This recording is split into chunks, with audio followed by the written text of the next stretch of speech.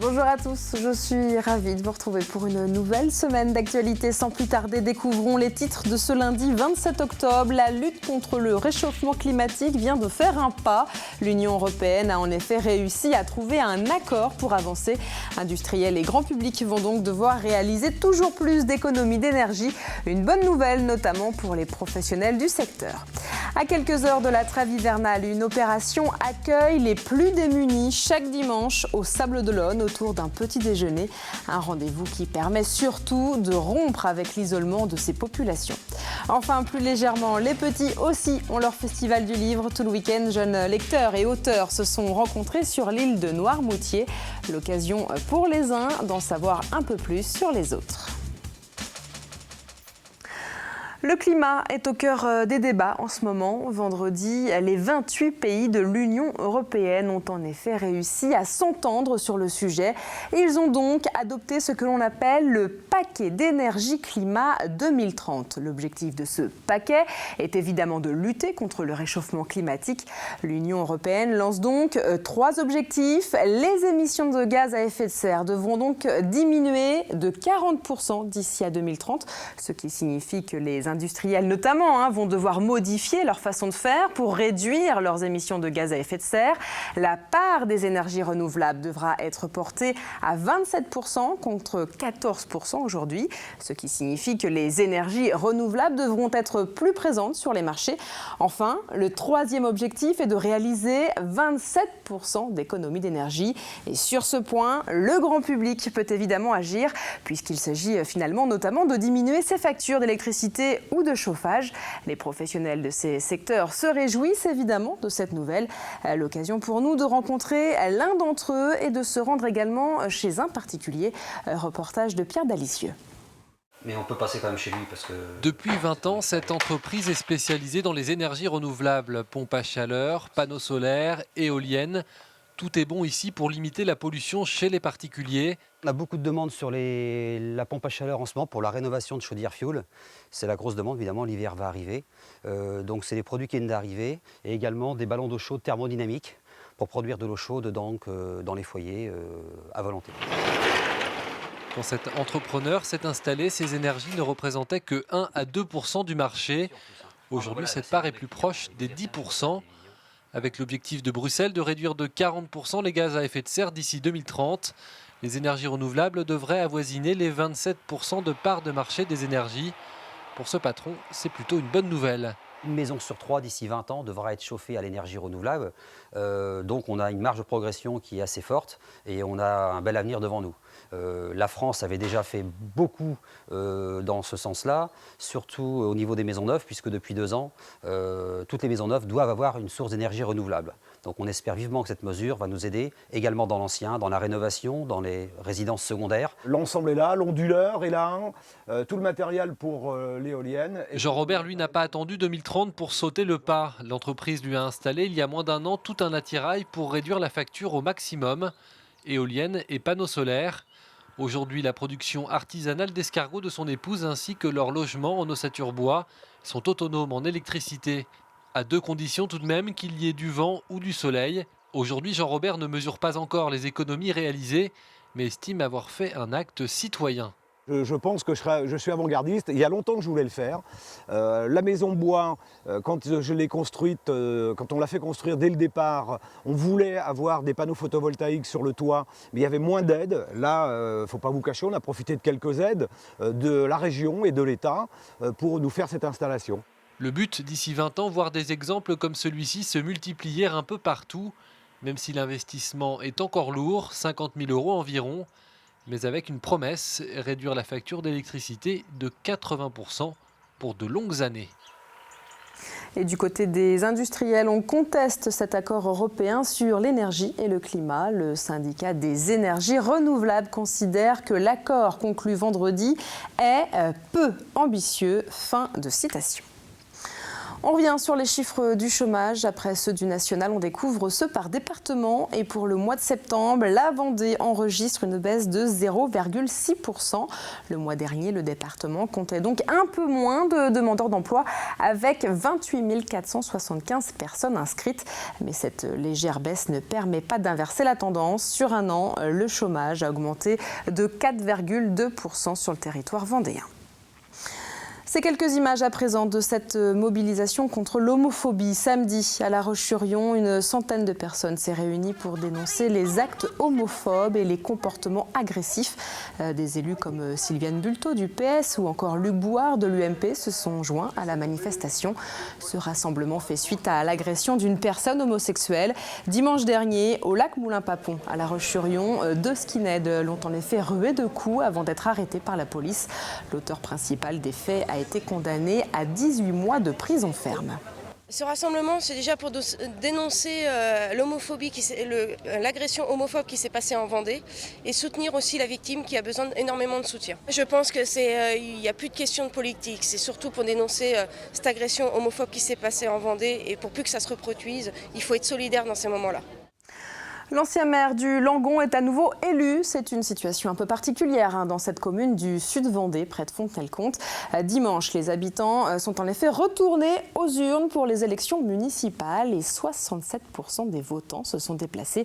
Alors pour comprendre, il faut savoir qu'en septembre, 5 élus avaient démissionné suite à la mise en place de la réforme du rythme scolaire. De nouvelles élections étaient donc obligatoires.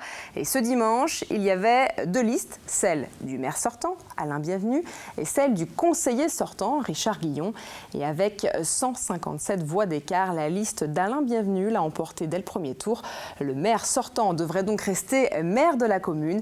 Le conseil municipal votera vendredi.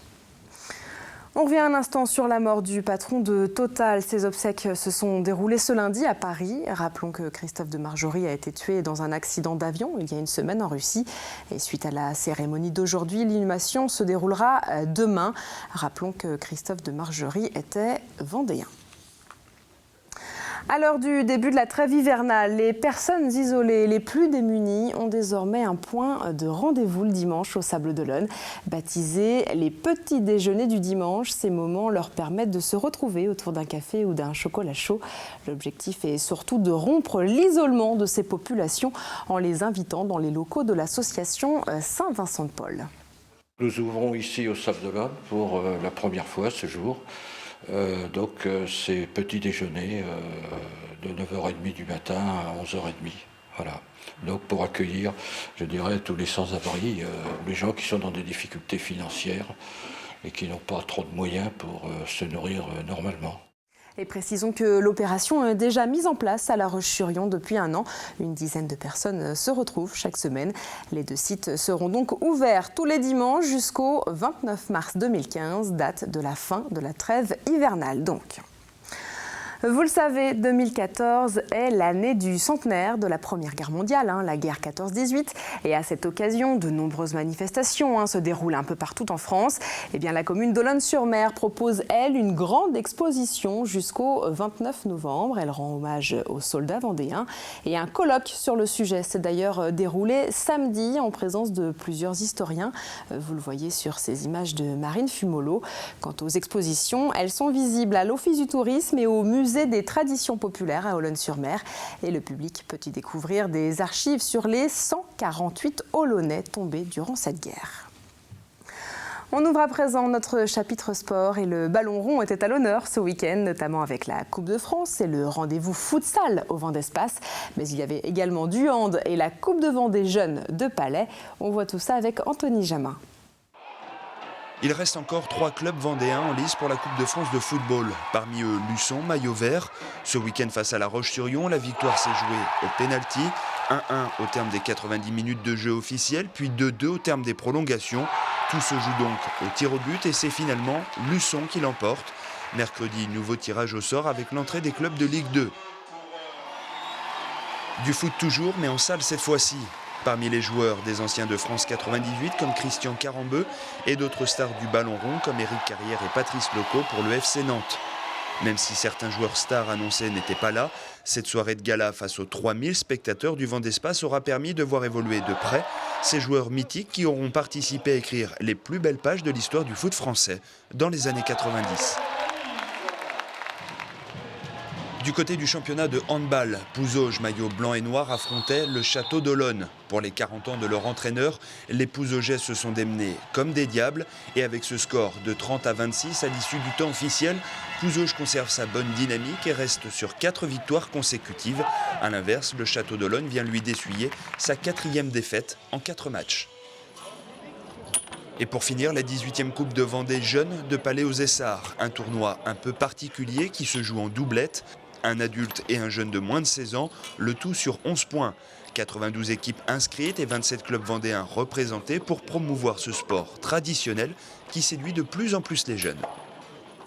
Et vous venez de l'entendre, 3 équipes vendéennes sont donc encore en lice pour la Coupe de France de foot. Luçon qui s'est donc imposé au tir au but à La Roche-sur-Yon. Le Poiré-sur-Vie est également allé gagner 4-1 à Pouzauges. Enfin, Fontenay revient d'Ancenis avec une victoire après prolongation.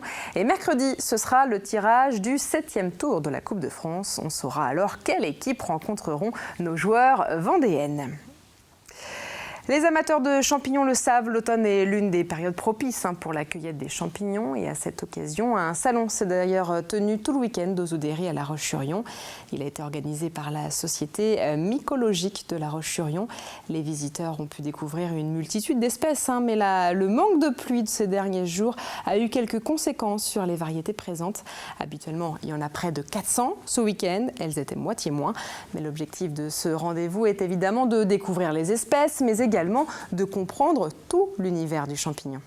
L'objectif, comme tous les ans, c'est de présenter des champignons au grand public, dans un souci de vulgariser la mycologie. Parce que la mycologie, au départ, ça peut paraître quelque chose de compliqué, avec un vocabulaire très particulier, des noms latins, et ça pourrait repousser les amateurs de champignons. Les jeunes, quant à eux, découvrent la lecture. Tout le week-end, les journées du livre jeunesse se sont en effet tenues sur l'île de Noirmoutier. L'occasion pour les lecteurs d'en savoir un peu plus sur toutes ces pages créées et l'occasion pour les auteurs de rencontrer leur public. Reportage de Carl Laboureux. Mademoiselle Léna, voici votre dédicace. Merci beaucoup pour votre visite. Geronimo Stilton en personne, mais aussi une quinzaine d'auteurs et d'illustrateurs, des séances de dédicaces, mais aussi des rencontres. Depuis 4 ans, Éclat de lire mise avec succès sur le livre jeunesse. Du livre d'éveil aux bandes dessinées, les jeunes, voire très jeunes lecteurs, retrouvent ici ou découvrent de nouveaux ouvrages. Mais ils apprennent également comment est réalisé un livre grâce à des ateliers. Est-ce que par exemple, il y a quelqu'un qui s'y connaît super bien en livre et qui sait comment ça s'appelle ça? Tu sais? Le résumé? Oui. Ah ouais, c'est bien, le résumé, effectivement. Mais en général, on appelle ça la... Ouais, super, bravo! C'est vraiment important qu'ils se rendent compte qu'il y a un auteur, un illustrateur, un éditeur, un maquettiste, voilà, qu'il y a plein de personnes pour faire un album. Du coup, ils sont de plus en plus curieux et ça va peut-être les pousser encore plus à aller chercher des livres dans la bibliothèque, voilà, ou venir dans les salons pour rencontrer les auteurs. Ouais. Des auteurs qui ne demandent que ça, rencontrer le public, connaître ses attentes, mais aussi, avant tout et tout simplement, sortir de leur solitude. Il y a des phases où on est complètement dans son terrier en train d'imaginer les histoires et la grande chance qu'on a, c'est que de temps en temps on peut rencontrer les gens. Donc, le lien, moi je m'appuie très peu sur les réactions des enfants pour faire mes livres. En revanche, c'est vrai que je ne pourrais pas vivre seule dans mon terrier tout le temps. Salut poule, enchanté grenouille, mets-toi chauve-souris. Le livre est ici un objet d'éveil au sens, il peut être pédagogique, mais il est aussi plus généralement source d'imagination. On leur donne un support de base et ensuite, à partir de là, ils continuent à se construire leur propre histoire. Je pense aussi que c'est absolument nécessaire aujourd'hui où ils ont des tablettes et tout ce qui est multimédia, ils continuent à aimer. Si vous racontez une histoire à un enfant, il vous écoute et c'est magique. Et cette magie n'est pas prête de s'éteindre, pour preuve l'affluence durant ces 3 jours de salon. Et comme chaque lundi, découvrons ensemble l'agenda de la semaine. Et demain, mardi 28 octobre, on pourrait en savoir un peu plus sur la réforme territoriale. Le Premier ministre sera en effet devant les sénateurs à ce sujet. Mercredi aura lieu, on l'a dit tout à l'heure, le tirage du 7e tour de la Coupe de France en foot. On découvrira alors le nom des clubs que rencontreront les 3 équipes vendéennes encore en lice. Et à partir de ce tour, elles pourraient jouer contre une équipe de Ligue 2. Jeudi, le spectacle pourrait être au rendez-vous au Sables-d'Olonne et plus précisément sur les vagues de Tanchette. Le championnat de France de wave ski se déroulera jusqu'au dimanche. Rappelons que le wave ski est un compromis entre le surf et le kayak.